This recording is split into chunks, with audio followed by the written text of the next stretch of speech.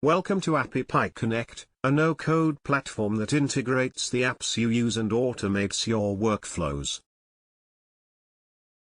In this video we will integrate Google Sheets with Evernote to automate workflows between the two apps. We will choose a trigger from Google Sheets and then an action from Evernote. Please watch the video till the end.